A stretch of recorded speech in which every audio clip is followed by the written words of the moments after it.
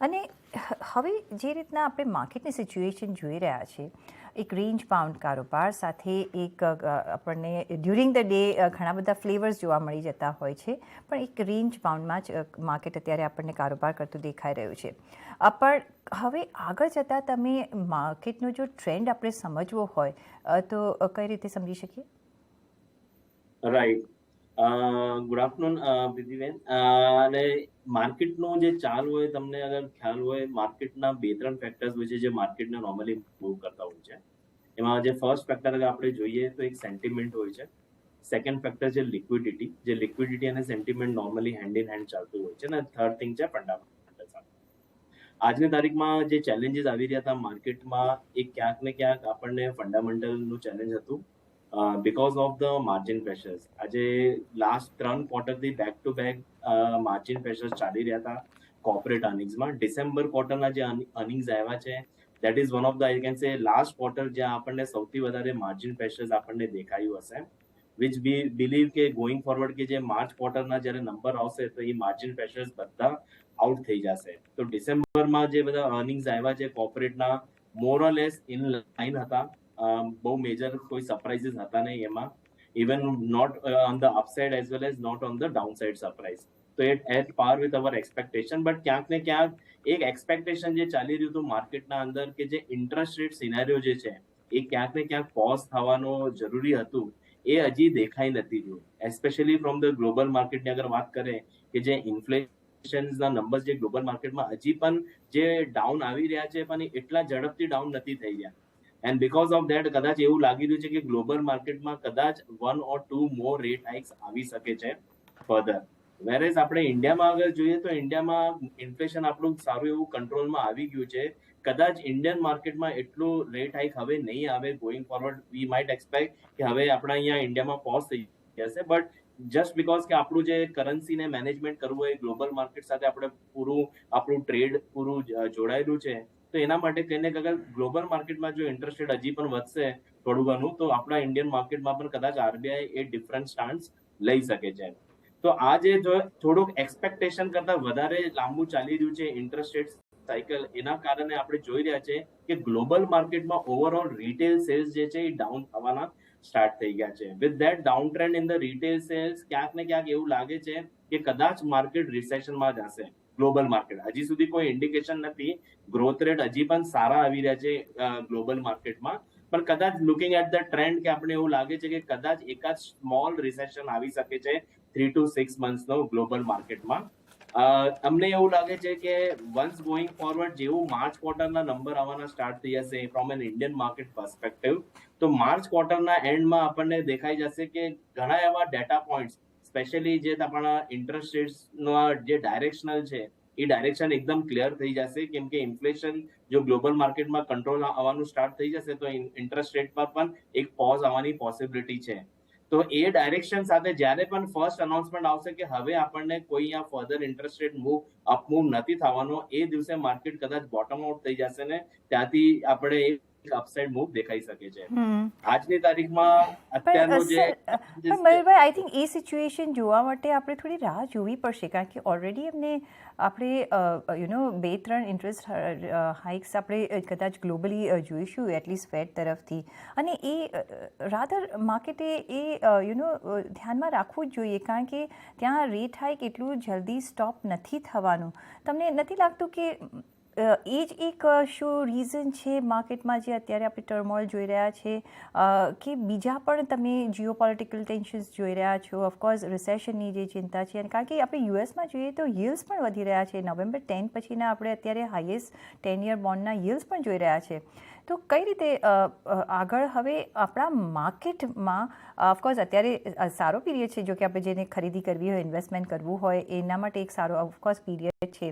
પણ જે વોલેટાલિટી છે એમાં એક થોડીક જે શાંતિ આવવી જોઈએ, એ બીજા કોઈ ફેક્ટર્સથી પણ આવી શકે છે? નહીં તો એ મેન ઈ જ કારણ છે કે આજની તારીખમાં આપણે જોઈએ ને તો ગ્લોબલ ટ્રેડ એક્ટિવિટી આપણું જે એક્સપોર્ટ ને ઇમ્પોર્ટના પણ રિસન્ટલી જે ડેટા આવ્યા હતા, even the export and imports data અગર આપણે ગ્લોબલ માર્કેટના પણ જે ટ્રેડ ડેટા જોતા હોય છે, એમાં આપણને દેખાઈ રહ્યું છે કે there is bin a slow down.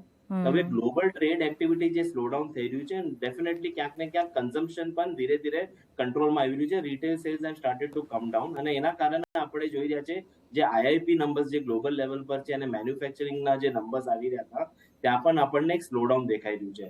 તો એવરીથિંગ ઇઝ પોઇન્ટિંગ ટુવર્ડ્સ કે ઓવરઓલ થોડુંક એક સ્લોડાઉન જેવો સિનેરિયો બની રહ્યો છે એટ અ ગ્લોબલ લેવલ. અને ગોઈંગ ફોર અગર જો આ સ્લોડાઉન અગર જો કન્ટિન્યુઅસ બેસિસ પર આગળ ચાલતો રહ્યો તો ક્યાંક ને ક્યાંક આપણને દેખાશે કે ભાઈ inflation numbers has to come down. હવે ઇન્ફ્લેશન ઉપર રિસ્ક ફેક્ટર કયો આવી શકે, જે તમે રાઇટલી પોઈન્ટ આઉટ કર્યું કે જીઓપોલિટિકલ, જે માર્કેટમાં જે એક અનસર્ટનિટી છે કે જીઓપોલિટિકલ જે ઇવેન્ટ્સ થઈ રહ્યા છે, કે જે હમણાં વોર બી જે અત્યારે કન્ટિન્યુઅસ ચાલી રહ્યું છે બિટવીન રશિયા એન્ડ યુક્રેન, અને ડિફરન્ટ કન્ટ્રીઝે ડિફરન્ટ સ્ટાન્સ લીધા છે અને ડિફરન્ટ લોકોને સપોર્ટમાં લીધા છે, તો એક ઈ risk factor is always going to be there. એને આપણે ઇગ્નોર નહીં કરી શકીએ, but market is now fully aware about it કે માર્કેટ અનઅવેર નથી, market is known to that kind of a risk factor.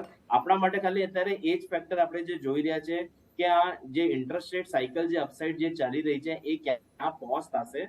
Because આજની તારીખમાં આપણું જે ગ્રોથ રેટ છે, અગર આપણે ઇન્ડિયન માર્કેટ તરફથી વાત તો કરીએ સપોઝ મયુરભાઈ, ઓફકોર્સ આપણે ઇન્ટરેસ્ટ રેટ્સ ક્યારે આપણું ખબર પડશે, આપણે ગ્લોબલ માર્કેટ્સથી બી કનેક્ટેડ છે ને એનાથી પણ આપણે ડીકપલ નહીં કરી શકીએ. પણ મીન વાઇલ જે અત્યારનો જે માર્કેટ ફેઝ આપણે જોઈ રહ્યા છીએ, તો એમાં તમારા મતે, કારણ કે એમાં વેલ્યુએશનમાં પણ આપણે ધીરે ધીરે કરેક્શન્સ જોઈ રહ્યા છે, ઘણા બધા કાઉન્ટર્સમાં આપણે વેલ્યુએશન સેક્ટર્સમાં વેલ્યુએશન કરેક્ટ થતાં જોઈ લીધું છે, તો કયા એવા એરિયાઝ તમે ડિફાઇન કરશો કે જ્યાં અત્યારે આપણે ઇન્વેસ્ટમેન્ટ ઓપોર્ચ્યુનિટી બની રહી છે?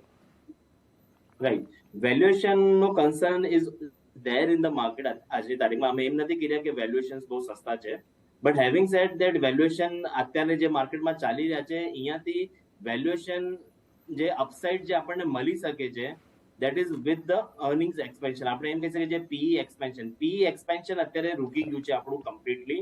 તો જે પણ આપણને જે સપોર્ટ આવી રહ્યો છે, it's purely a fundamental growth જે સપોર્ટ મળી શકે છે.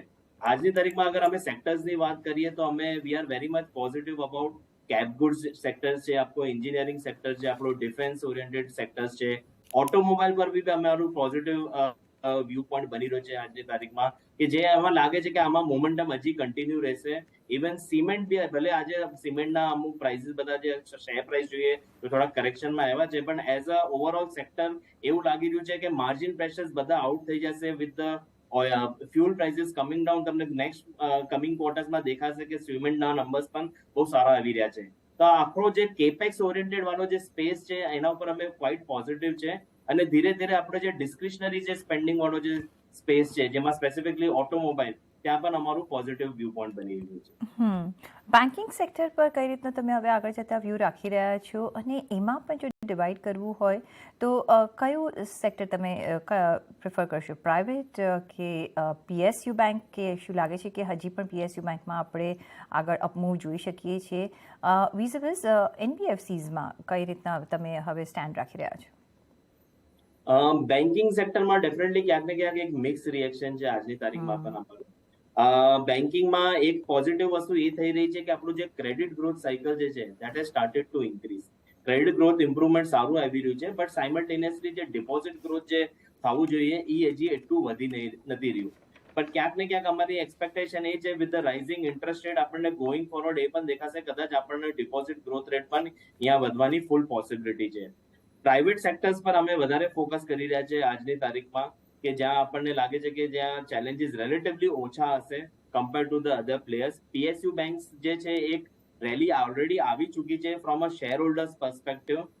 જે ગેપ હતો between the private and the PSUs, જે ઘણા ટાઈમથી પીએસયુ સબડ્યુડ લેવલ પર ચાલી રહ્યા હતા, એ ગેપ હવે ક્યાંક ને ક્યાંક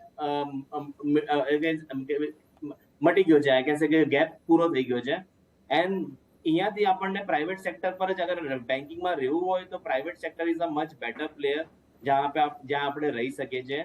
બાકી એનબીએફસીઝમાં થોડોક ચેલેન્જ થઈ શકે છે અહીંયા આજની તારીખમાં, કેમ કે રાઇઝિંગ ઇન્ટરેસ્ટ રેટમાં ઓલકાનું કદાચ ફંડિંગ કોસ્ટ પણ થોડું ઘણું કદાચ વધી શકે છે, અને જો ડિમાન્ડ એટલી બધી ન આવે, અને આજની તારીખમાં ઘણા બધા એવા બેન્કિંગ ચેનલ પણ જે પ્રાઇવેટ બેન્કર્સ બી છે, જે ઓલરેડી એનબીએફસી સાથે ઓલરેડી કોમ્પીટ કરી રહ્યા છે. સો આઈ વુડ ઓલવેઝ પ્રિફર કે આપણે પ્રાઇવેટ બેંક સાથે રહેવું વધારે પ્રિફરેબલ. ઓકે, તો પ્રાઇવેટ બેંક સાથે રહેવું એક વધારે એક પોઝિટિવનેસ આપી શકે છે આગળ જતાં પણ. અને પીએસયુ બેંકમાં ઓફકોર્સ આપણે એક સારી એવી રેલી જોઈ લીધી છે. રિયાલિટી એઝ અ સેક્ટર તમે કઈ રીતે જોઈ રહ્યા છો? કારણ કે અહીંયા આપણે એક જે સાયકલ ચાલતા જોઈ છે એ અપમાં જ જોઈ રહ્યા છે, ને આ સેક્ટરમાં ઘણા બધા રિફોર્મ્સ બી આવી ગયા છે, ને ઘણા બધું રેગ્યુલરાઇઝેશન પણ આપણે જોયું છે.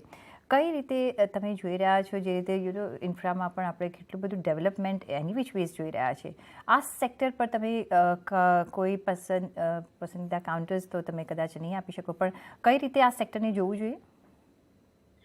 રિયલ એસ્ટેટ સ્પેસમાં અમે definitely would be more positive. કદાચ હોઈ શકે આપણે કોમર્શિયલ તરફ વધારે જઈ શકીએ છીએ. રેસિડેન્શિયલમાં થોડુંક સ્લોડાઉનનું એક્સપેક્ટેશન છે. જે લાસ્ટ હમણાં જે આખી રેલી આવી હતી રિયલ એસ્ટેટ માર્કેટમાં, it was more specific to I can say real estate point of view, so residential point of વ્યૂથી આવી રહી હતી. But with now rising interest rate, અને હવે કન્ટિન્યુઅસ બેસિસ પર જે ઇન્ટરેસ્ટ રેટ રાઇઝ થઈ રહ્યા છે, તો કદાચ બોરોઅર્સ જે છે કદાચ થોડા ઘણા બેકફૂટ પર જઈ શકે છે આપણા અહીંયા. તો આ રેસિડેન્શિયલ સ્પેસને અગર આપણે સાઇડલાઇનમાં રાખીએ, કદાચ જે કોમર્શિયલ રિયલિટી સ્પેસ વાળા જે પ્લેયર્સ છે, કદાચ ત્યાં આપણને વધારે મોમેન્ટમ દેખાઈ શકે છે. અહીંયા આપણે ભારત એક કન્ઝ્યુમિંગ ને ખપતવાળો દેશ છે, જે આપણે ઓલવેઝ કન્ઝમ્પશન પર આપણે ઘણું બધું બેઝ રાખતા હોય છે આપણી ઇકોનોમીમાં. કઈ રીતે તમે એફએમસીજી સેક્ટરને જોઈ રહ્યા? તમે ડિસ્ક્રિશનરીની તો વાત કરી, પણ તમે સપોઝ જો એક આપણે સ્લોડાઉન જોઈએ છે, તો આ સેક્ટર પર તમે કયો વ્યૂ રાખીને આગળ ચાલી રહ્યા છો? એફએમસીજી કંપનીઝ માટે એક સારી વસ્તુ એ છે કે અગર જેમ જેમ આપણું ઇન્ફ્લેશન લેવલ્સ જે ધીરે ધીરે નીચે આવી રહ્યા છે, તો એના કારણે જે rural side of the economy જે ડિમાન્ડ થોડીક સબડ્યુડ ચાલી રહી હતી, ત્યાં આપણને થોડો ઇમ્પ્રુવમેન્ટ દેખાવાનો સ્ટાર્ટ થઈ શકે છે. તો બે વસ્તુથી બેનિફિટ થઈ શકે છે. એક તો rural demand coming back with the inflation coming down, and overall inflation coming down, એના કારણે એ લોકોના જે માર્જિન્સ જે છે એફએમસીજી કંપનીઝના એ ઇમ્પ્રુવ થતા દેખાઈ રહ્યા છે. Specially I am talking about from an agro commodity perspective. તો એના કારણે આપણે જોઈ શકીએ છીએ કે ઓવરઓલ જે ગ્રોથ પ્રોસ્પેક્ટ છે, એટલે at least from revenue visibility perspective, FMCG will continue in their on momentum. એમાં વધારે આપણને તકલીફ નહીં આવે. એમાં એઝ અ ડિફેન્સિવ સેક્ટર તરીકે આપણે એમાં ઇન્વેસ્ટમેન્ટ રાખી શકીએ છીએ. ઓફકોર્સ તમે એક ઓટો સેક્ટરને આગળ તમે મેન્શન કર્યું કે એમાં રોકાણ કરવું જોઈએ, પણ એક સ્પેસિફિક રીતે જો ઓટો સેક્ટરને સમજવું હોય તો તમે કઈ રીતના તમારું ઓટો સેક્ટરમાં ઇન્વેસ્ટમેન્ટ ડિવાઈડ કરશો? ઇન ધ સેન્સ કે જે મેઇન મેન્યુફેક્ચરિંગમાં કરશો, કે એપીઆઈ તો નહીં, પણ ઓટો એન્સિલરીમાં કરશો? કારણ કે એક અહીંયા એક સારો એવો આપણે રિફોર્મ અને રેવોલ્યુશન જોઈ રહ્યા છે. તો કયા એવા પાર્ટ્સમાં તમે રોકાણ કરશો? કેવી રીતે ડિવાઈડ કરશો ઓટો સેક્ટર અમંગ્સમાં, જો રેશિયો જો તમે કહી શકો તો? Right.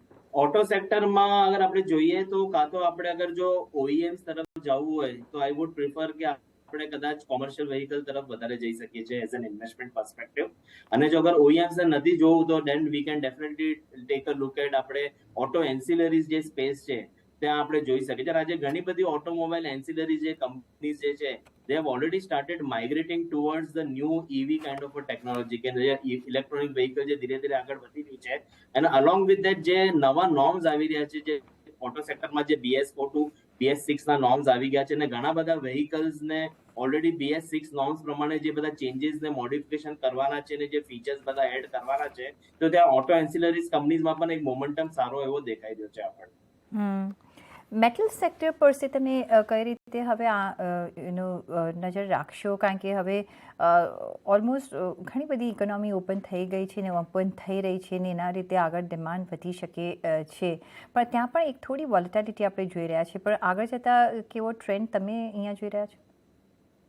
Yes, metal sector is more related to global market. કે આજે ગ્લોબલ માર્કેટમાં જે ડેવલપ માર્કેટ વર્લ્ડ છે, સ્પેસિફિકલી જે યુએસ એન્ડ યુરોપ, અને જે સૌથી મોટો માર્કેટ છે આપણા માટે જે ચાઇના છે, અમારું પહેલા એક્સપેક્ટેશન એવું હતું કે કદાચ ચાઇનીઝ માર્કેટ ઓપન અપ થશે અને there would be substantial demand for the metal oriented companies. પણ અત્યાર સુધી જેટલા બી ડેટા પોઈન્ટ્સ આવી રહ્યા છે, જે ગ્રોથ રેટ્સના જે મેક્રો નંબર્સ બધા આવી રહ્યા છે ફ્રોમ ધ ચાઇનીઝ માર્કેટ, હજી એટલું ઇમ્પ્રુવમેન્ટ દેખાઈ નથી રહ્યું. તો કદાચ ઓવરઓલ જે મેટલ્સ જે સાયકલ જે છે થોડીક ફ્લેટિશ જ રહેશે, સબડ્યુડ જ રહેશે, કેમ કે એક બાજુ આપણે યુએસ અને યુરોપિયન માર્કેટમાં આપણે સ્લોડાઉન જોઈ રહ્યા છે, અને જે ચાઇનીઝ માર્કેટ ઇમ્પ્રુવમેન્ટ માટે આપણને જે દેખાઈ રહી હતી એ પણ અત્યારે એટલા ફાસ્ટ નંબરથી ગ્રો નથી થઈ રહ્યું. તો કદાચ મેટલ જે છે થોડું સાઇડલાઇન જ રહેવાની એક્સપેક્ટેશન છે. પાવર અને એનર્જી સેક્ટરની એક વાત કરીએ તો આપણે જ્યારે એક આઈએમડીનું પ્રિડિક્શન આવી ગયું, ઘણી બધી ગરમી પડવાની છે, તો અને સાથે જ જે પાવર મિનિસ્ટ્રી તરફથી જે પાવર પ્રોડક્શનનો જે લિમિટ છે વધારવામાં આવી. તો ગઈકાલે આપણે જોયું કે એક સારો એવો સર્જ આપણે જોયો પાવર કંપનીઝમાં, આજે પણ થોડા ઘણા અંશે છે. પણ કઈ રીતે તમે પાવર સેક્ટરને જોઈ રહ્યા છો? બિકોઝ અહીંયા આ એક સેક્ટર છે જેમાં પણ હવે આપણે ઘણું બધું એમાં પણ રિફોર્મ્સ જોઈશું, ગ્રીન એનર્જી તરફ, હાઇડ્રોજન એનર્જી તરફ, અને પ્લસ અત્યારની જે આપણી જે ફાઇટ કરવાનું છે આગળ જતાં, જે સર્કમસ્ટન્સીસ આવી રહ્યા છે એના લીધે, કઈ રીતે તમે જોઈ રહ્યા છો પાવર એઝ અ સેક્ટરને? ડેફિનેટલી પાવર સેક્ટરમાં આજની તારીખમાં ઘણું બધું કેપેક્સ થઈ રહ્યું છે. જે તમે હાઇલાઇટ કર્યું છે, હાઇડ્રોજન, ગ્રીન હાઇડ્રોજનની વાત કર્યા છે, રિન્યુએબલ સોર્સ ઓફ એનર્જીની વાત કરીએ છીએ, કે ત્યાં પણ ઇમ્પ્રુવમેન્ટ સારું એવું થઈ રહ્યું છે. And with more and more capex and industrial related activity જે ધીરે ધીરે વધી રહ્યા છે, તો ડેફિનેટલી ક્યાંક ને ક્યાંક પાવરનું ડિમાન્ડ અને કન્ઝમ્પશન પણ ઇક્વલી સારું રહેવાનું છે. તો મોસ્ટ ઓફ ધ કંપનીઝ જે પાવર રિલેટેડ જે સેક્ટર્સ છે એમાં આપણે મલ્ટીનેશનલ કંપનીઝ પણ જોઈ રહ્યા છે, ઇવન ઇન્ડિયન કંપનીઝ પણ જે બધા જોઈ રહ્યા છે, વિચ આર વેરી નીશ પ્લેયર્સ, કે એના પોતપોતાના સેગમેન્ટમાં જે સારા રીતે કામ કરી રહ્યા છે, ત્યાં ગ્રોથની opportunity is very well at this point of time. Power distribution કંપનીને છોડીને બાકી જેટલી બી કંપનીઝ જે છે, જે પાવર ટ્રાન્સમિશન અને પાવર કેબલ લાઇન્સ કહી શકીએ, કે પાવરના રિલેટેડ ટ્રાન્સફોર્મર્સ કહી શકીએ, કે એ બધા સેગમેન્ટમાં આપણને મોમેન્ટમ સારું એવું લાગી રહ્યું છે.